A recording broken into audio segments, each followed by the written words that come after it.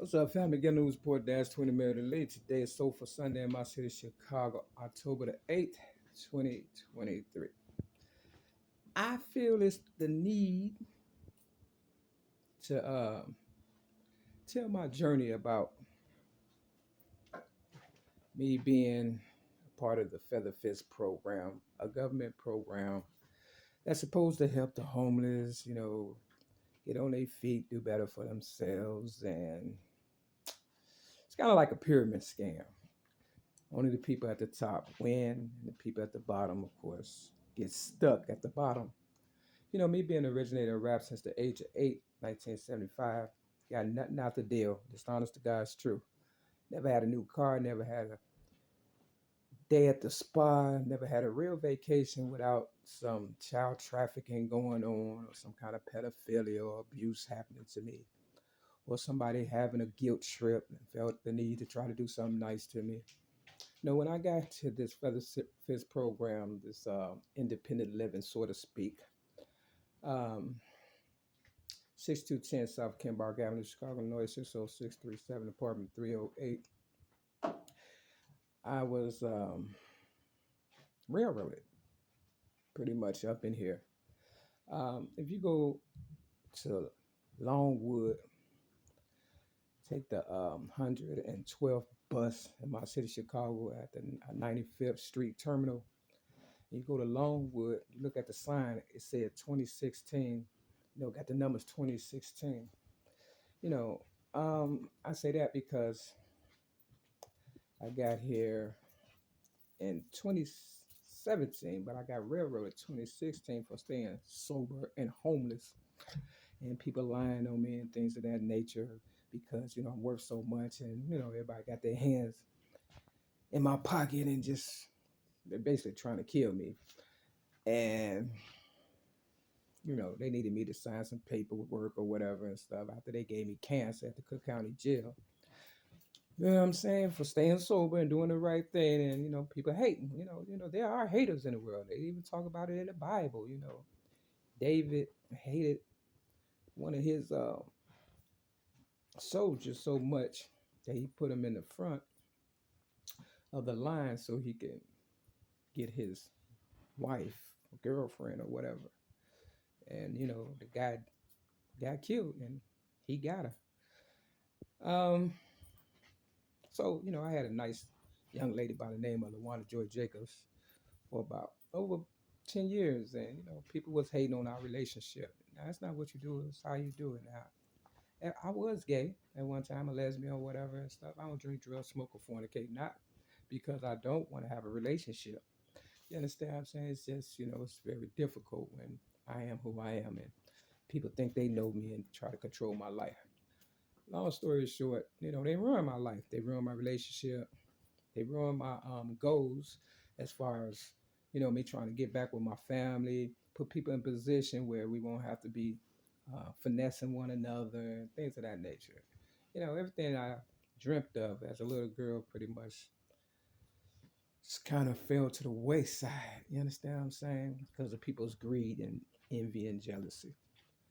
So I said that to say this. I was at the Mustard Seed AA meeting on Mother's Day of 2016, and somebody lied on me and stuff, and had me railroaded to the first district police station. They had me sleeping on the floor for Mother's Day because they just hate me so much. And I kept my composure, didn't do nothing, to upset the situation more than what it was. The reason why they had me sleep on the floor because I said, excuse me, ma'am, my name is Mary Lee Davis. The officer was writing Mary Davis. And, you know, that's all it took. And they put me in a room with no bathroom, no bed, no sink, just a hole in the middle of the floor where you could defecate and urinate. I decided to use not the bathroom. And then the next day they took me to the Cook County Jail and they put me on a psych ward and they pumped me with drugs with 19 years of sobriety. And I guess they thought that'd get me going and I'll be a bum or whatever and stuff like that. So I fought through all that medication they gave me or whatever and stuff. Never went in restraints, you understand? I grievance, everything, you know, and nothing seemed to work. So basically, they're trying to build a profile on me to seem as though I'm crazy, like they did with Jesus. Mark chapter 3, verse 20, 21, something like that. Read it for yourself in the Bible. And, you know, when that didn't work, you know what I mean? They sent me to a crack house once I got out, you know, the psych ward or whatever. First, they sent me to a shelter, you know, and I wouldn't have made it because of the routine and the drugs that was in my system that they gave me. You know, I probably would have died had I not went to the mailbox that, you know, I had for over 10 years, even through all the adversities and stuff. I was still able to maintain that mailbox, you know, and PO box. And when I, you know, got out the psych ward, you know, some told me to go to the mailbox after staying 1 or 2 nights at the shelter. And, you know, I had checks stacked up for my Social Security, and I was able to go to a motel that was like weekly pay. And I stayed there from November of 2016 to like February of 2017. Then I went to some program called Sarah Circle, and they found me a place, you know, and it was a crack house. Imagine that. I had beat the hotel, you understand what I'm saying? Without drinking, drugging, smoking, still staying sober. So they was like, oh, she beat that. So we're going to put her in a crack house. Stayed there for about almost 2 months. And then they put me to this recovery home. They wanted me to be the manager, but, you know, my mind wasn't fit to help nobody. So, you know, I found this place called Featherfist through a so-called friend, but everybody just trying to get paid, right? They just been using me all my life. And so I got here, and I'm still dealing. I was still dealing with the drugs that he gave me. I hadn't really detoxed all of it out of my system, you know, from the psych ward. But I'm staying sober. You understand what I'm saying? You understand? You see where this is going? Real Mary McMyers. I'm letting you know. Don't give up on yourself, because that's what they really want. So, you know, I get here May 31st, 2017. And of course, I'm messed up in the head as far as all the trauma I've been going through. And of course, they just needed me because they too was going through some stuff. So, you know, they had me sign a lot of paperwork talking about this is a recovery build and you got rules and regulations and things of that nature. And I'm like, okay, you understand, I don't have no problem with that. You know, I'm a sober person. But then they broke the contract. They lied. You understand what I'm saying? Because now they drink, drug, you know what I'm saying? And, you know, they do the most. It's not a recovery building. Everything that I signed off on, they just needed my signature to take the building. It's probably, you know, my brother's behind this, Emmanuel Davis, and, you know, they're just trying to railroad me out of everything. I just want my rap legacy, to tell you the truth. I really want to go to Disneyland because, you know, I earned it. You understand what I'm saying? Real tough. So I got my little hat. You know, I plan on going. But I've been here 6 years. But what pisses me off the most is, you know, they was giving away them stimulus checks, and, you know, I didn't get two of mine or whatever and stuff. You understand what I'm saying? Real talk. Because, you know, they stealing in my P.O. box, you know, my so-called, the guy that got me in here or whatever, manager or whatever running the place, Steve, talking about you don't need the P.O. box. So they railroaded me out of my P.O. box that I knew I needed, and would, you know, to get mail because I knew they weren't gonna keep me here for long. They just wanted to use me and stuff. And sure enough, they railroaded me out of my PO box. You understand what I'm saying? They been railroading me since I've been here. The camera was not at my door when I first got here. They watch everything I do. They harass me, but then they gonna give me a letter saying that I'm harassing them, and I haven't paid since July because they haven't done anything. They forfeited on the contract. And now they're trying to say I'm harassing them when I first got here, they had people flood my bathroom. This is all the stuff I've been through. Came in, tore down the cabinet and stuff. I mean, this is harassment. This is harassment for real. You know, they never painted until I bugged them for like 4 years. And the greenery that I talk, you know, if you talk to plants, they'll grow. You can still see the branches or whatever, but they tore it off.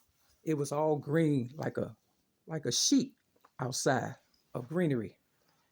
They messed that up. That was my little serenity, right? That's harassment. You understand what I'm saying? The men, every time I come and go, be, either coming up the stairs or by the gate, that's harassment. That's sexual harassment.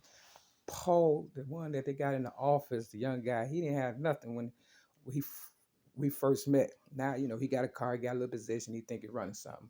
So he's lying and saying that, I'm harassing him because I keep killing mice and stuff. And I put one on the doorknob of the door because it was so small and it was still alive and on the sticky trap. So I put it right here so you can see it. You understand what I'm saying? On the office door or whatever. I ain't want him to step on it, to tell you the truth, because that probably would have been harassment. So I call myself being professional. I've tried talking to the people at the main office, but they don't listen. They don't care. And I don't care about none of that. So basically they saying, they trying to figure out how they can get rid of me. Then they want to try to label me crazy and stuff. Basically, it all boils down to my Social Security. I've had my Social Security since '96, and I never wanted it because I knew it was a railroad. You understand what I'm saying? In the end, but they told me when they railroaded me in 1995 that if I don't sign off of it on it, I wouldn't be able to leave the psych ward then because I got railroaded in the psych ward trying to help some more. It's all about me helping people and people pretty much screwing me over and stuff. And just nosy. This camera was not here when I got here, May 31st of 2017. They watched me coming and going. It's like I'm a game to them, and they just waiting to see me crack up. But I go to church. You understand what I'm saying? They harass me in church. I'm not saying all of them. You understand what I'm saying? But everywhere I go, trouble follows me, just like Tupac said.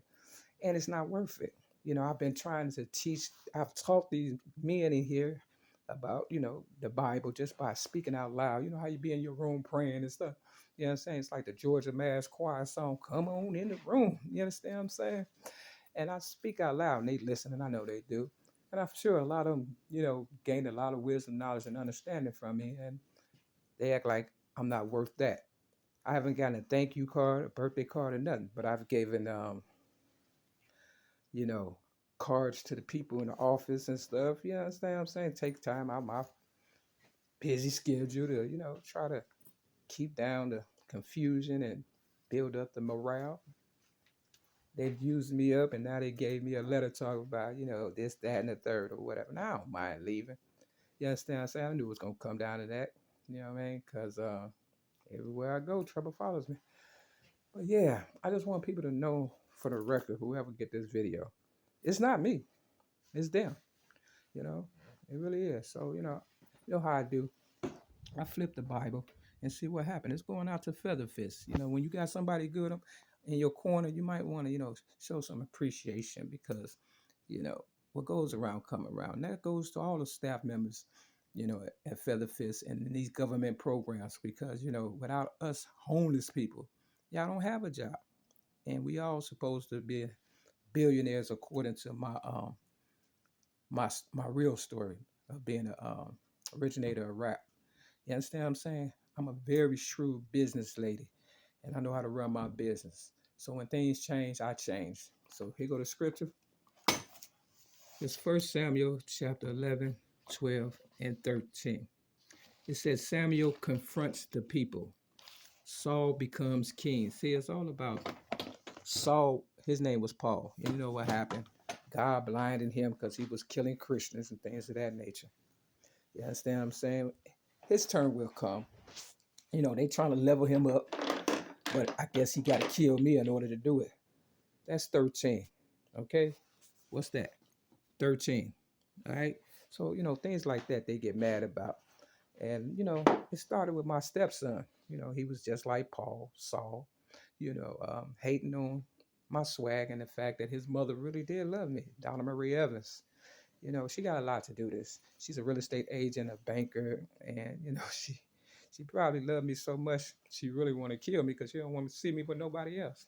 Wake up. I'm gonna be with me if nobody. and my higher power. Step your game up, please.